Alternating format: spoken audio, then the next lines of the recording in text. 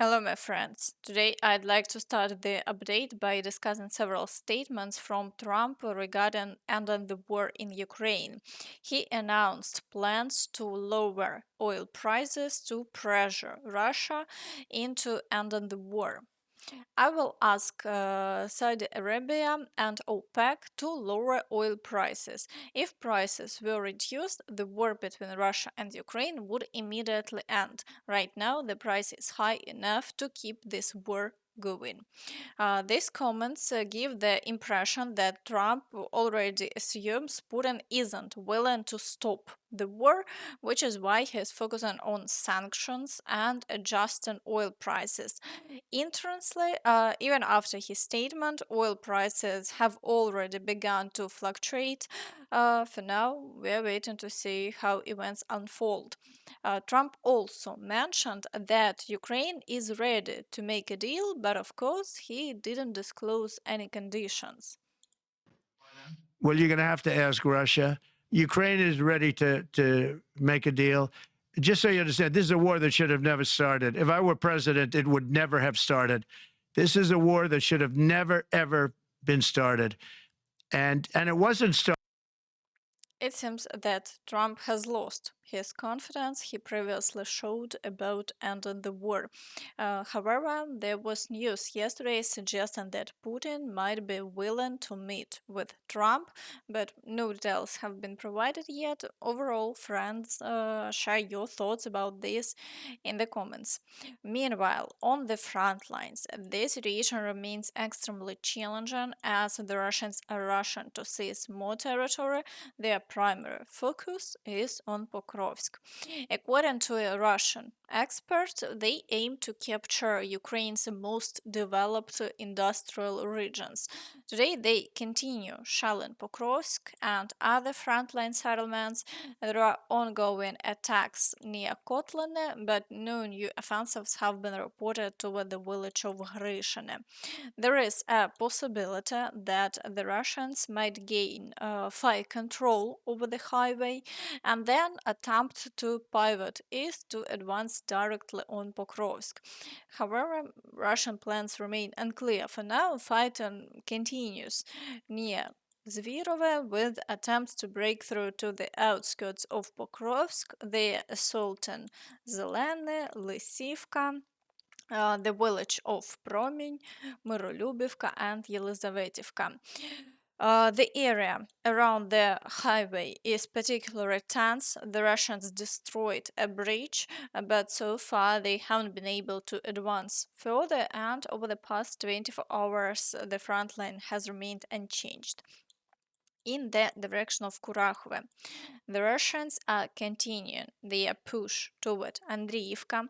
Recent days have seen some advances there, and they are persistent in their attacks in this area.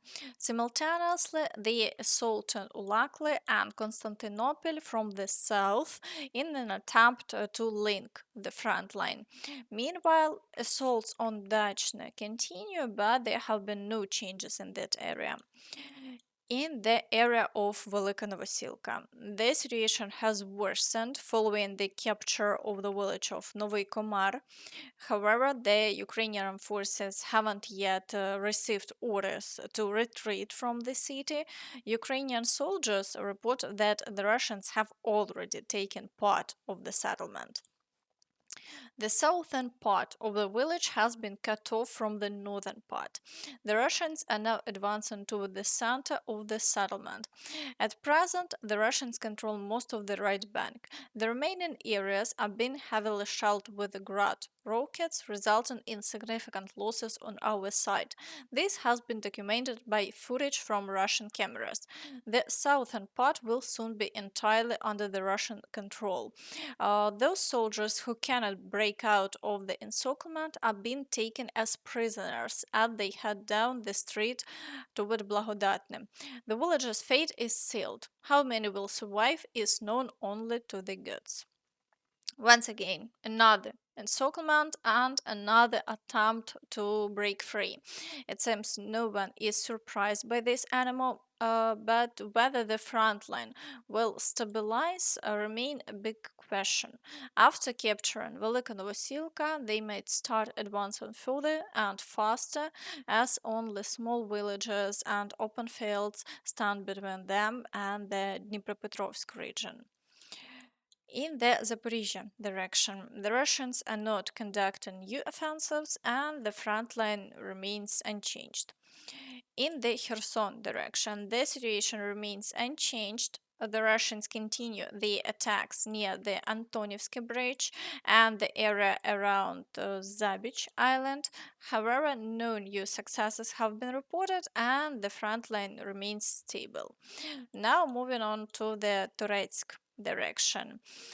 Here, the Russians have reduced the activity, launching assaults only on Krymsk. As before, there are no changes to the front line. However, the Russians have effectively achieved their main objective in this area, which was capturing Turetsk. Currently, they are regrouping and building up reserves for future offensives, likely toward the settlement of Klebanbyk.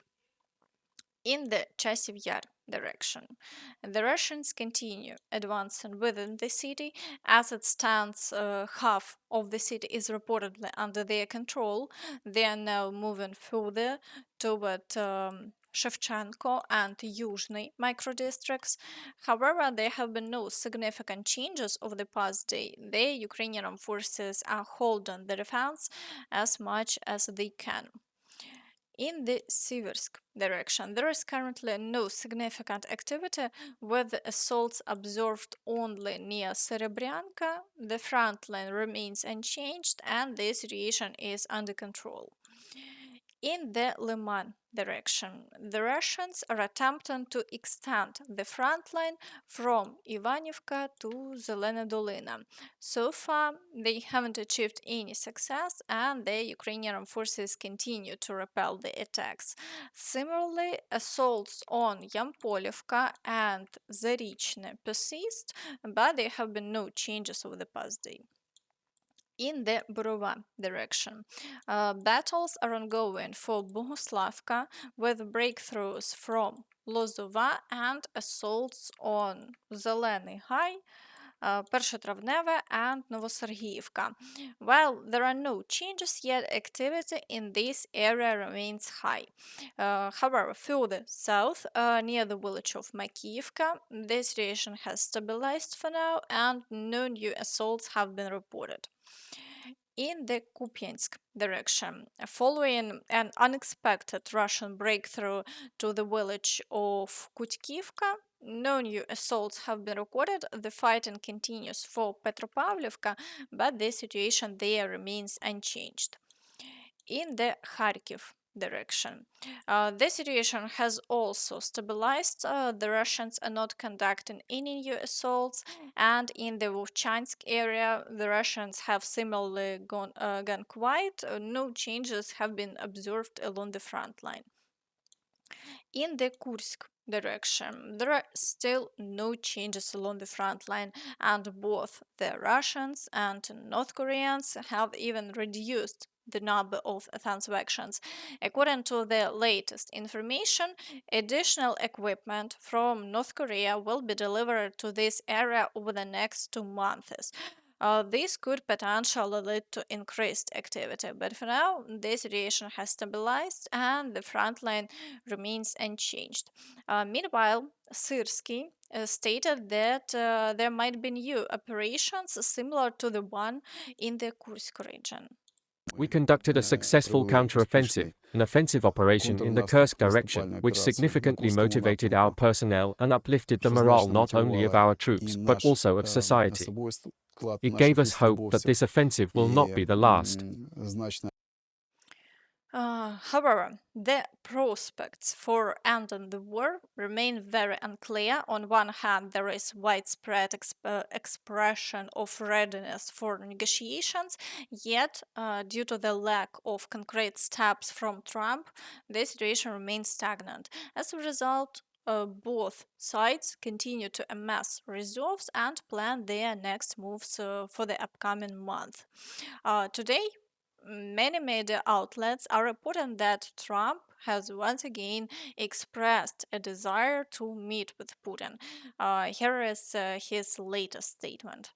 With other countries, a lot of Asian countries actually, but we have deficits that are very big, and we can't keep doing that. So we're not going to keep doing that. But I like President Xi very much. I've always liked him. We always had a very good relationship. It was very strained with COVID coming out of Wuhan. Obviously, that strained it. I'm sure it strained it with a lot of people, but that strained our relationship.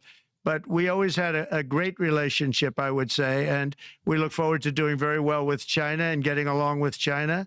Hopefully, China can help us stop the war with, in particular, Russia, Ukraine. They have a great deal of power over that situation, and we'll work with them. And I mentioned that with during our phone conversation with President Xi, and hopefully we could work together and get that stopped. We'd like to see denuclearization. In fact, with President Putin, prior to an election result, which was frankly ridiculous, we were talking about denuclearization of our two countries, and China would have come along. China has a much smaller, right now, nuclear. As you can see, he didn't directly mention a meeting. That's all for now. He's relying on sanctions and hoping that Chinese leadership will help him deal with Russia. However, he doesn't seem eager to have a direct conversation with Putin at the moment. Perhaps he's waiting to intimidate him first. And that's all from me. So please don't forget to like this video, subscribe to the channel, and hit the notification bell to stay updated on all the latest news. Thank you for watching, and see you next time. Bye bye.